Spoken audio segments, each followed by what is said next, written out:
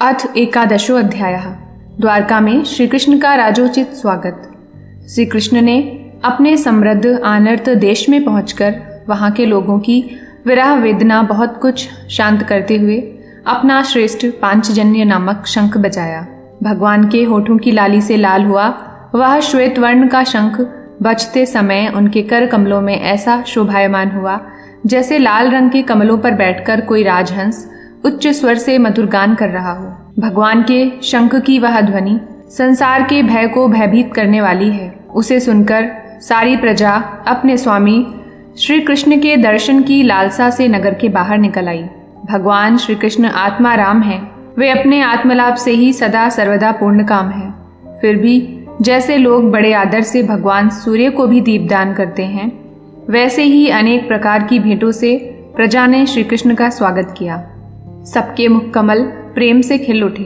वे हर्ष गदगद वाणी से सबके सुहृद और संरक्षक भगवान श्री कृष्ण की ठीक वैसे ही स्तुति करने लगे जैसे बालक अपने पिता से अपनी तोतली बोली में बातें करते हैं। स्वामिन, हम आपके उन चरण कमलों को सदा सर्वदा प्रणाम करते हैं जिनकी वंदना ब्रह्मा, शंकर और इंद्र तक करते हैं, जो इस संसार में परम कल्याण चाहने वालों के लिए सर्वोत्तम आश्रय हैं, जिनकी शरण ले लेने पर परम समर्थ काल भी एक बाल तक का बांका नहीं कर सकता। विश्वभावन, आप ही हमारे माता, सुहृद, स्वामी और पिता हैं। आप ही हमारे सद्गुरु और परम आराध्य देव हैं। आपके चरणों की सेवा से हम कृतार्थ हो रहे हैं।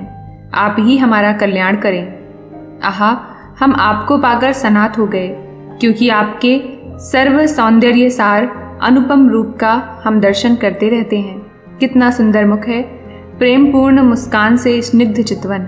यह दर्शन तो देवताओं के लिए भी दुर्लभ है। कमल नयन श्री कृष्ण, जब आप अपने बंधु बांधवों से मिलने के लिए हस्तिनापुर अथवा मथुरा चले जाते हैं, तब आपके बिना हमारा एक एक क्षण कोटि कोटि वर्षों के समान लंबा हो जाता है। आपके बिना हमारी दशा वैसी हो जाती है जैसे सूर्य के बिना आंखों की। भक्तवत्सल भगवान श्री कृष्ण प्रजा के मुख से ऐसे वचन सुनते हुए और अपनी कृपा में दृष्टि से उन पर अनुग्रह की वृष्टि करते हुए द्वारका में प्रविष्ट हुए। जैसे नाग अपनी नगरी भोगवती की रक्षा करते हैं, वैसे ही भगवान की वह द्वारकापुरी भी मधु, भोज, दशार, अहर, कुकुर, अंधक और वृष्णिवंशी यादवों से, जिनके पराक्रम की तुलना और किसी से भी नहीं की जा सकती, सुरक्षित थी। वह पुरी समस्त ऋतुओं के संपूर्ण वैभव से संपन्न एवं पवित्र वृक्षों एवं लताओं के कुंजों से युक्त थी। स्थान स्थान पर फलों से पूर्ण उद्यान, पुष्प वाटिकाएं एवं क्रीड़ावन थे। बीच बीच में कमल युक्त सरोवर नगर की शोभा बढ़ा रहे थे। नगर के फाटकों, महल के दरवाजों और सड़कों पर भगवान के स्वागतार्थ बंधनवारें लगाई गई थी। चारों ओर चित्र विचित्र ध्वजा पताकाएं फहरा रही थी, जिनसे उन स्थानों पर घाम का कोई प्रभाव नहीं पड़ता था। उसके राजमार्ग, अन्य सड़कें, बाजार और चौक झाड़ बुहार कर सुगंधित जल से सींच दिए गए थे और भगवान के स्वागत के लिए बरसाए हुए फल फूल, अक्षत, अंकुर चारों ओर बिखरे हुए थे। घरों के प्रत्येक द्वार पर दही, अक्षत, फल, ईंख, जल से भरे हुए कलश, उपहार की वस्तुएं और धूप दीप आदि सजा दिए गए थे। उदार शिरोमणि वसुदेव, अक्रूर, उग्रसेन, अद्भुत पराक्रमी बलराम, प्रद्युम्न, चारुदेश्न और जाम्बवंती नंदन सांब ने जब यह सुना कि हमारे प्रियतम भगवान श्री कृष्ण आ रहे हैं, तब उनके मन में इतना आनंद उमड़ा कि उन लोगों ने अपने सभी आवश्यक कार्य, सोना, बैठना और भोजन आदि छोड़ दिए। प्रेम के आवेग से उनका हृदय उछलने लगा। वे मंगल शकुन के लिए एक गजराज को आगे करके स्वसत्ययन पाठ करते हुए और मांगलिक सामग्रियों से सुसज्जित ब्राह्मणों को साथ लेकर चले। शंख और तुरही आदि बाजे बजने लगे और वेद ध्वनि होने लगी। वे सब हर्षित होकर रथों पर सवार हुए और बड़ी आदर बुद्धि से भगवान की अगवानी करने चले। साथ ही भगवान श्री कृष्ण के दर्शन के लिए उत्सुक सैकड़ों श्रेष्ठ वारंगनाएं, जिनके मुख कपोलों पर चमचमाते हुए कुंडलों की कांति पड़ने से बड़े सुंदर दिखते थे, पालकियों पर चढ़कर भगवान की अगवानी के लिए चली। बहुत से नट, नाचने वाले, गाने वाले, व्रत पखानने वाले, सूत, मागध और वंदी जन भगवान श्री कृष्ण के अद्भुत चरित्रों का गायन करते हुए चले। भगवान श्री कृष्ण ने बंधु बांधवों, नागरिकों और सेवकों से उनकी योग्यता के अनुसार अलग अलग मिलकर सबका सम्मान किया। किसी को सिर झुकाकर प्रणाम किया, किसी को वाणी से अभिनंदन किया, किसी को हृदय से लगाया, किसी से हाथ मिलाया, किसी की ओर देखकर मुस्कुरा भर दिया और किसी को केवल प्रेम भरी दृष्टि से देख लिया। जिसकी जो इच्छा थी उसे वही वरदान दिया।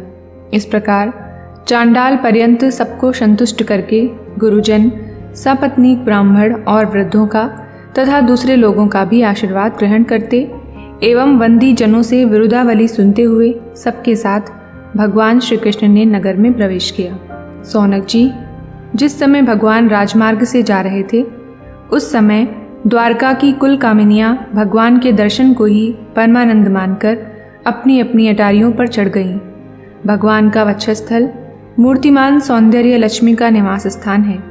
उनका मुखारविंद नेत्रों के द्वारा पान करने के लिए सौंदर्य सुधा से भरा हुआ पात्र है। उनकी भुजाएं लोकपालों को भी शक्ति देने वाली हैं। उनके चरण कमल भक्त परमहंसों के आश्रय हैं। उनके अंग अंग शोभा के धाम हैं। भगवान की इस छवि को द्वारकावासी नित्य निरंतर निहारते रहते हैं, फिर भी उनकी आंखें एक क्षण के लिए भी तृप्त नहीं होती। द्वारका के राजपथ पर भगवान श्री कृष्ण के ऊपर श्वेत वर्ण का छत्र तना हुआ था। श्वेत चंवर डुलाए जा रहे थे। चारों ओर से पुष्पों की वर्षा हो रही थी। वे पीतांबर और वनमाला धारण किए हुए थे। इस समय वे ऐसे शोभायमान हुए मानो श्याम मेघ एक ही साथ सूर्य, चंद्रमा, इंद्रधनुष और बिजली से शोभायमान हो। भगवान सबसे पहले अपने माता पिता के महल में गए। वहाँ उन्होंने बड़े आनंद से देवकी आदि सातों माताओं को चरणों पर सिर रखकर प्रणाम किया और माताओं ने उन्हें अपने हृदय से लगाकर गोद में बैठा लिया। स्नेह के कारण उनके स्तनों से दूध की धारा बहने लगी। उनका हृदय हर्ष से विह्वल हो गया और वे आनंद के आंसुओं से उनका अभिषेक करने लगी।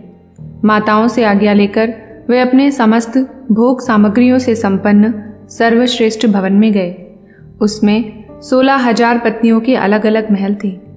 अपने प्राणनाथ भगवान श्री कृष्ण को बहुत दिन बाहर रहने के बाद घर आया देखकर रानियों के हृदय में बड़ा आनंद हुआ। उन्हें अपने निकट देखकर वे एकाएक ध्यान छोड़कर उठ खड़ी हुईं।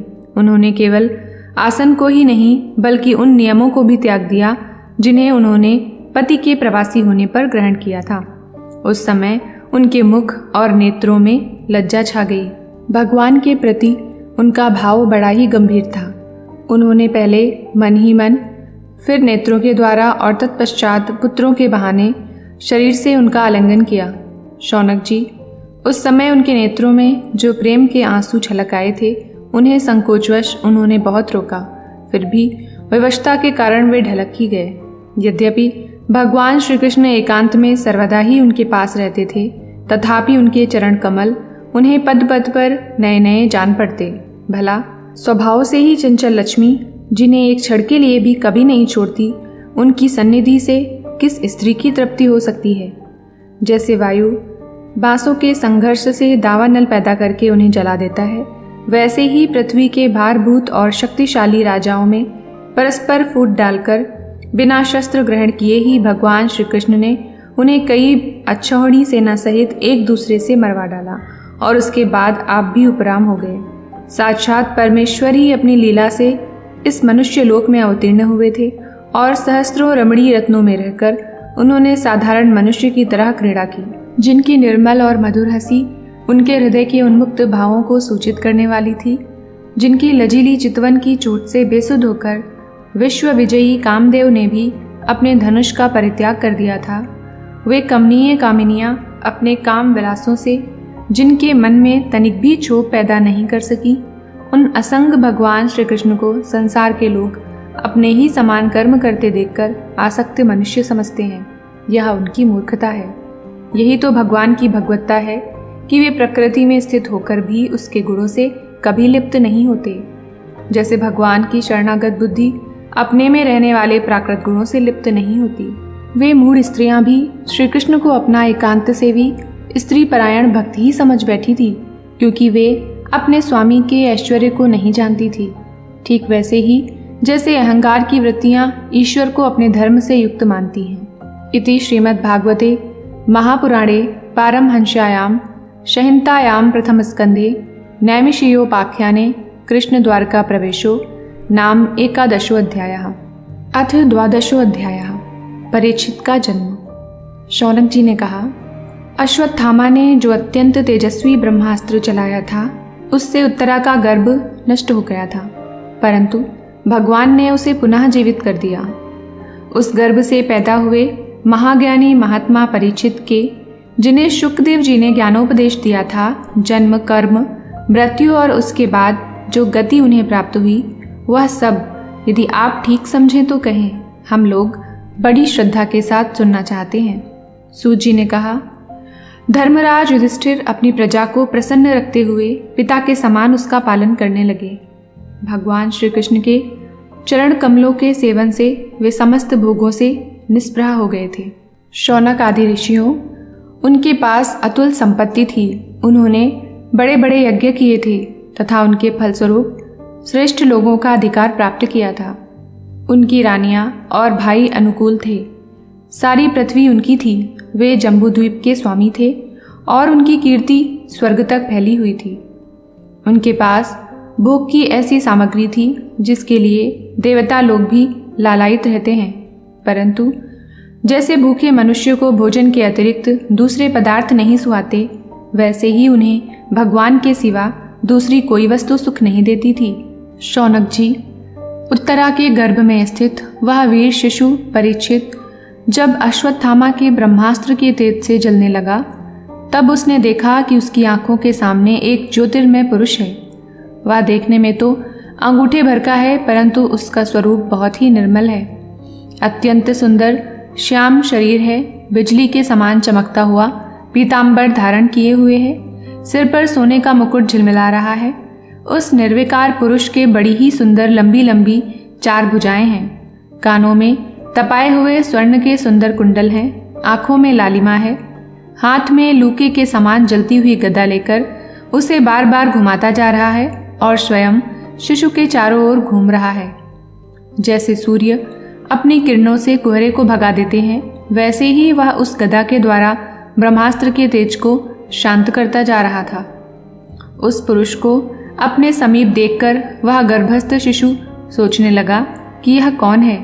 इस प्रकार उस 10 मास के गर्भस्थ शिशु के सामने ही धर्मरक्षक अप्रमेय भगवान श्री कृष्ण ब्रह्मास्त्र के तेज को शांत करके वहीं अंतर्धान हो गए।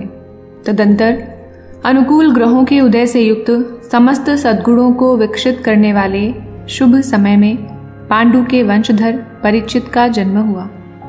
जन्म के समय ही वह बालक इतना तेजस्वी दिख पड़ता था, मानो स्वयं पांडु ने ही फिर से जन्म लिया हो। पौत्र के जन्म की बात सुनकर राजा युधिष्ठिर मन में बहुत प्रसन्न हुए। उन्होंने धौम्य, कृपाचार्य आदि ब्राह्मणों से मंगलवाचन और जात कर्म संस्कार करवाए।